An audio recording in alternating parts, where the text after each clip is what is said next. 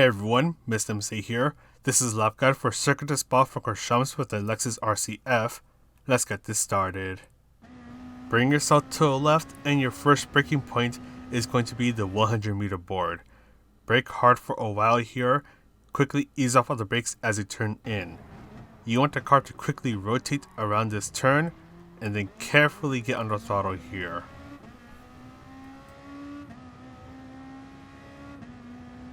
For our rouge, it can be easily taken flat out.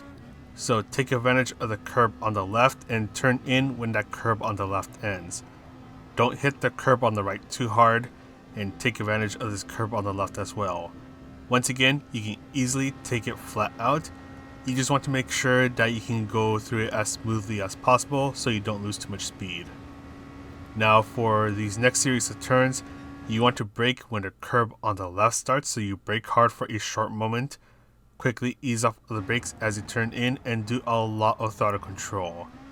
Bring yourself to the left, then do a short lift off of the throttle as you turn right. Now fully accelerate and stay on the left side of the track as your next braking point is just before the curb on the left starts. Brake hard for a short moment. Slowly ease off of the brakes, just stay to the inside of the turn for as long as you can. Slowly apply the throttle here, then do a little bit of braking as you go through this turn. You just want the car to slow down just a little bit, just let it rotate through that turn, and try not to hit the green bollards. Now this is where it gets a little tricky. You can start to brake as you reach the digital flag that is on the right, and you just want to use a little bit of braking here. Touch the apex and try to quickly get under throttle here. Now bring yourself to the left, brake before you reach the curb that starts on the left. You don't want to be braking hard for too long, you just want to try to bring yourself to the insides of the turns. Do a little throttle control along the way, bring yourself to the left, and brake before the curb on the left starts. For this turn, you want the car to quickly rotate around this turn, so you want to quickly ease off of the brakes and quickly get under throttle here. This right turn can easily be taken flat out. So let's go ahead and fast forward through this. This left turn can also be taken flat out, so don't lift at all. Bring yourself to the left and brake as you pass the 150 meter mark. You'll be braking hard for a while here. Try not to get under curbs as that will unsettle the car. Do a lot of throttle control, just try to straighten up the car before you start to fully accelerate. But that's all for the lap guide. Let's go ahead and talk about the strategies.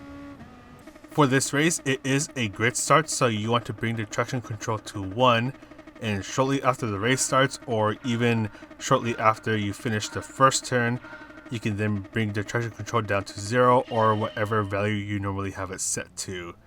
So get ready for turn 1 shenanigans because that is going to end up happening in this race.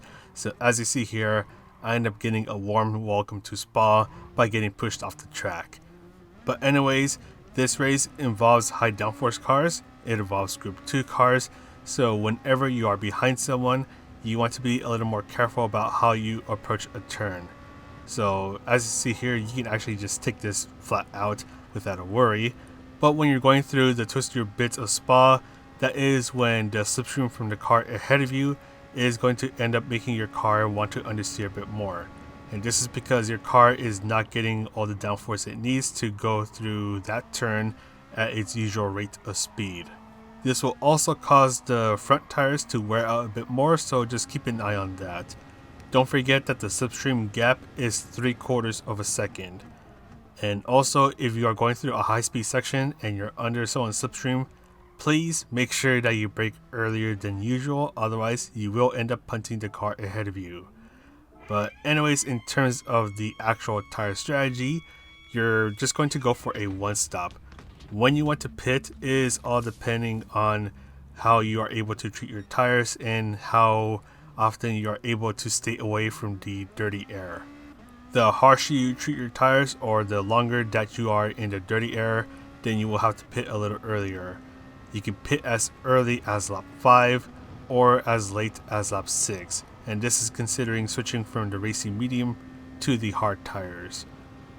If you are starting in the back, you can start on the racing hard tires, do 3 to 4 laps with them, and then you can switch on over to the racing medium tires. And these are your only two strategies. You're forced to do a one stop, as both racing medium and hard tires are required for this race. Make sure you use them for at least one lap, because if you do not use either the racing medium or the racing hard tires, then you will get a 1 minute penalty that gets applied at the end of the race. Fuel is not an issue at all, so don't worry about that. And this race is a little interesting because we finally get to see the newer Lexus Super GT car come out and play, as this car is happening to be one of the better cars to use for this track. The newer Logitech GTR is also another good car to use. I just wanted to use this car because it doesn't really pop up in the daily races that often as a meta car or just as a good car in general, and because, well, I got this Crunchyroll livery on it. The newer Lexus does happen to be a bit of an easier car for me to use, so if the Logitech GTR is a little too much for you to handle, definitely give this car a try. So let's go ahead and sum things up. So this race does have a grid start, so you want the traction control set to 1, and shortly after the race starts or after you survive turn 1, you can bring the traction control down to 0 or whatever value you normally have it set to. Be aware of the slipstream or the dirty air, as it will make your car go faster on the higher speed sections, but make sure you slow down a little earlier. And on the twistier bits of the track, your car will understeer from the dirty air, which will cause the tires to wear out faster. Racing medium and hard tires are required for this race, so you're going to be forced to do a one stop. You can pit as early as lap 5 or as late as lap 6. And don't worry about the fuel at all, since that is not an issue at all. But that is pretty much it for this guide. I'm going to go ahead and sign off now. So this is Mr. CA, wishing you a good race, and I'll see you in the next video.